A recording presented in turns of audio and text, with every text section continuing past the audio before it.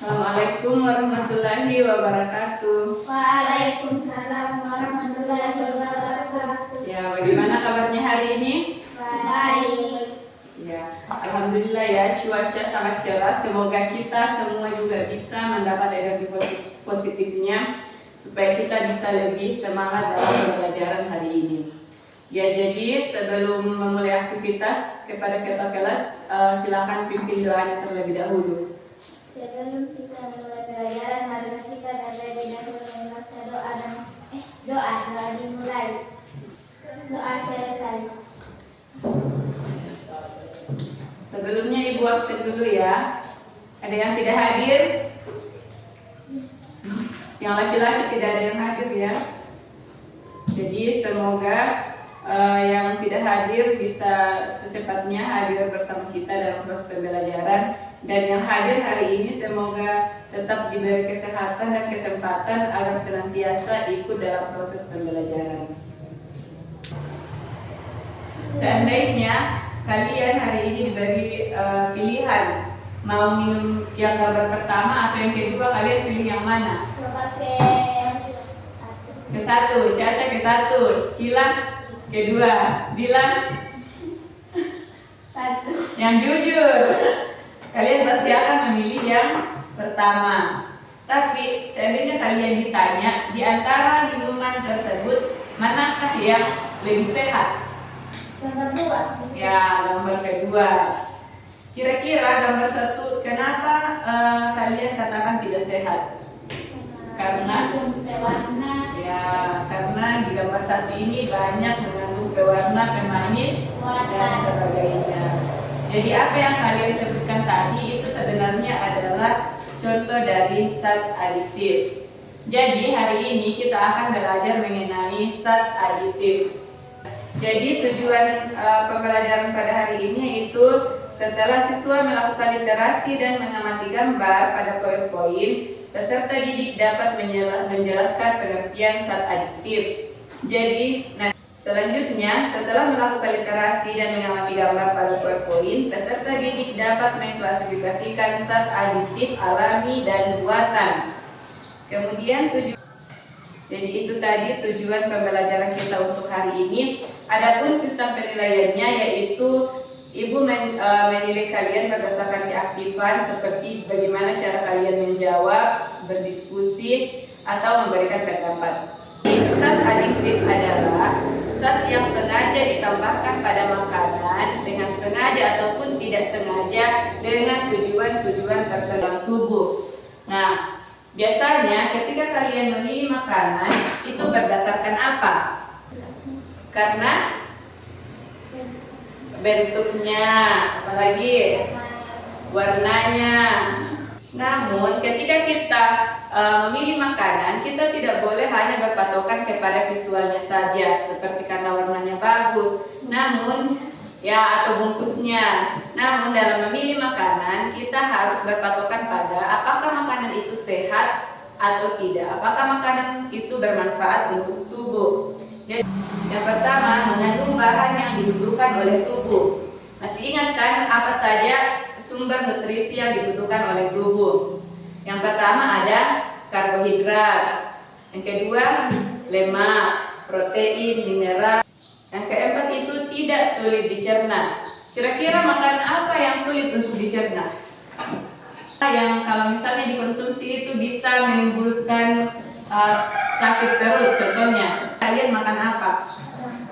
Ya, lombok. Lombok kalau banyak sekali dikonsumsi itu bisa mengganggu sistem pencernaan. Fungsi penambahan zat aditif. Yang pertama itu memperbaiki tampilan. Contoh zat aditif yang digunakan untuk memperbaiki tampilan itu apa? Pewarna kan? Pewarna digunakan untuk memperbaiki tampilan makanan. Seperti ini. Seandainya kue lapis ini hanya tidak ditambahkan pewarna, hanya menggunakan tepung beras tok, pasti warnanya akan putih saja. Tidak jadi kue lapis. Karena ini disebut kue lapis karena warnanya yang berlapis-lapis.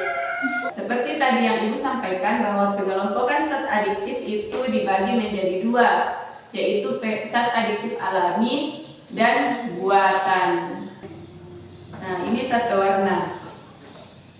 Tujuan pemberian warna pada saat makanan yang pertama itu membuat warna terlihat menarik. Kedua, menggugah selera makan. Wah, ini gambar apa ini? Kue. Ini seperti kue tart. Sebenarnya toppingnya itu dasarnya sama, adalah gula. Tapi kenapa berbeda-beda warnanya? Karena pewarna. Kalau dirasa itu sebenarnya sama semua manis, tapi beda-beda warnanya. Menggugah selera makan, ya, benar sekali. Jenis pewarna ada dua, yaitu alami dan sintetik. Gambar kue semua ya. Ada yang bisa bercontoh pewarna alami yang biasa digunakan di lingkungan tak? Ya, silakan. Pandan, kunyit, buah naga.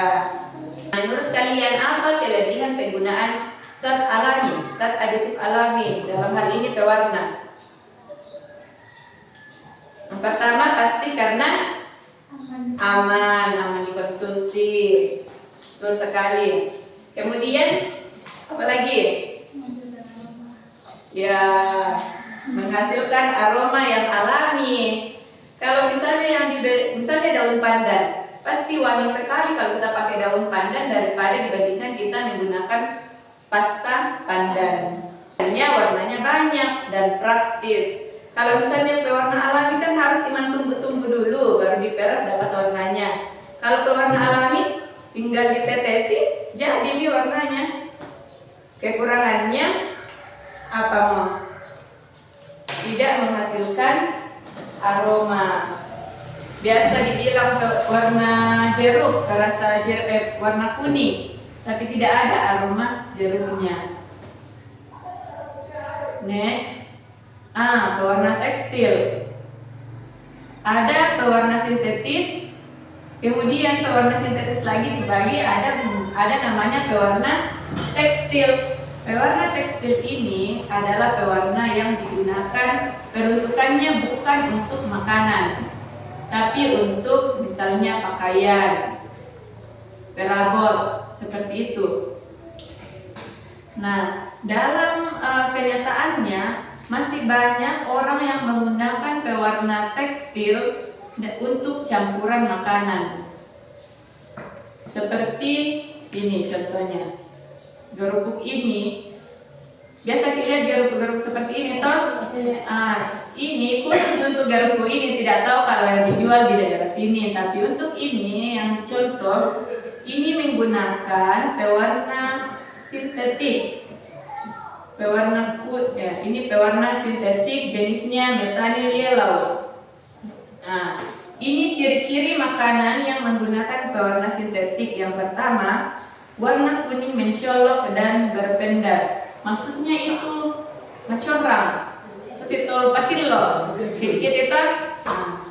Kemudian ciri-ciri selanjutnya itu terdapat titik-titik warna karena tidak homogen. Misal pada kerupuk. Jadi bisa saja di sini ini warna kuningnya pekat, di sini tidak, karena tidak homogen dan rata pembagian warnanya, tidak rata pembagian warnanya, berbahaya. Menurut sampai di sini ada pertanyaan? Siapa sampai di sini ada yang ingin bertanya? Ibu. Ya, Pak, silakan. Masih ada yang menggunakan pewarna makanan tekstil untuk makanan, padahal harga pewarna sintetik juga sudah murah. Oh iya, pertanyaannya Caca bagus sekali. Kenapa? Saya lempar ke kalian dulu ya. Kenapa masih banyak pedagang yang menggunakan pewarna tekstil, padahal kalau dipikir itu pewarna makanan itu sudah sangat murah. Menurut kalian kenapa?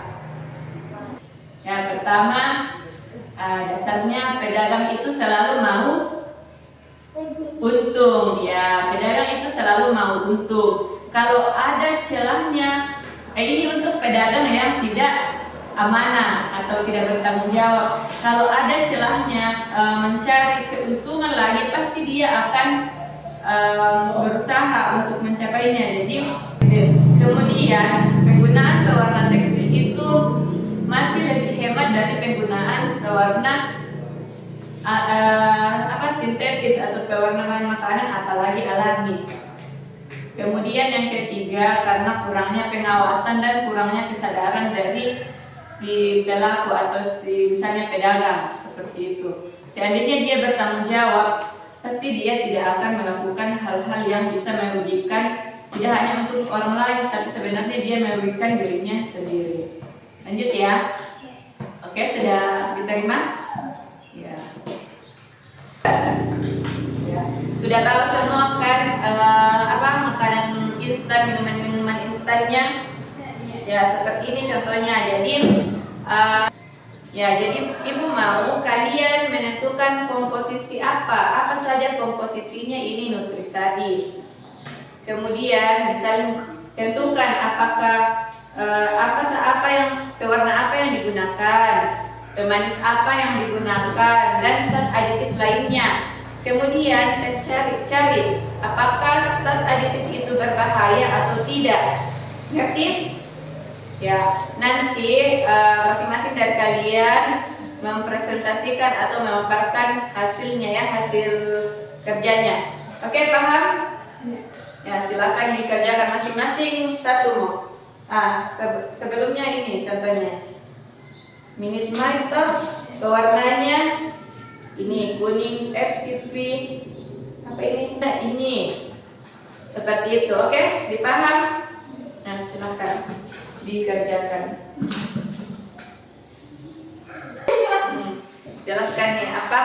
Jelaskan apa produknya, sebutkan komposisinya seperti pemanisnya dan pengawetnya. Kemudian jelaskan salah satu zat aditif yang terkandung dalam produk tersebut. Berdiri, Ki. Ya. Pegang produknya. Ya. Komposisi pada ORF: darah, air, gula, sirup, fruktosa, algen, lalu pemanisnya natrium siklomat. Natrium zat adalah bahan kimia yang digunakan dalam makanan dan minuman olahan untuk memperpanjang musim panas. Ya, menurutnya berbahaya atau tidak itu natrium benzoat? Berbahaya. Ya, berbahaya. Jadi natrium benzoat itu berbahaya jika digunakan dalam jumlah yang banyak dan dalam jumlah yang banyak. Nah, seperti ini katanya suplemen, minuman suplemen. Memang kandungannya ini banyak sekali, tapi semuanya bukan bahan-bahan alami. Ada madunya, ada ginsengnya, ada perasa lemonnya, ada lemonnya, tapi semuanya itu hanya bahan sintetis, bukan bahan alami. Jadi hati-hati mengonsumsi Power F atau minuman-minuman kemasan seperti ini. Oke? Ya. Oke anak-anak, itulah tadi pembelajaran kita hari ini.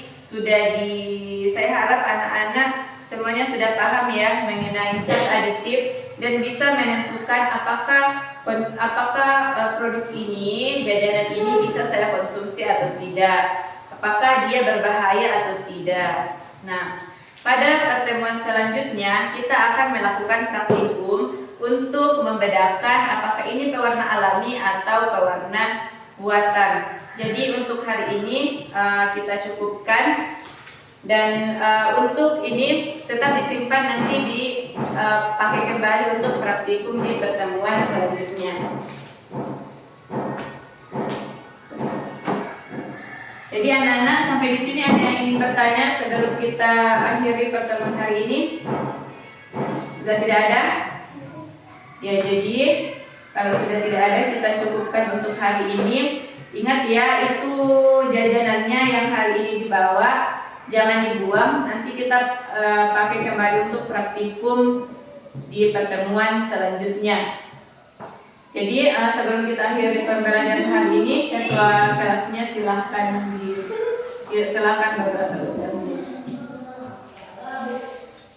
Ya. Sebelum kita menutup pelajaran, marilah kita bersama-sama membaca doa. Doa dimulai. Doa selesai. Oke, terima kasih untuk hari ini. Mohon maaf atas segala kekurangan. Assalamualaikum warahmatullahi wabarakatuh. Waalaikumsalam.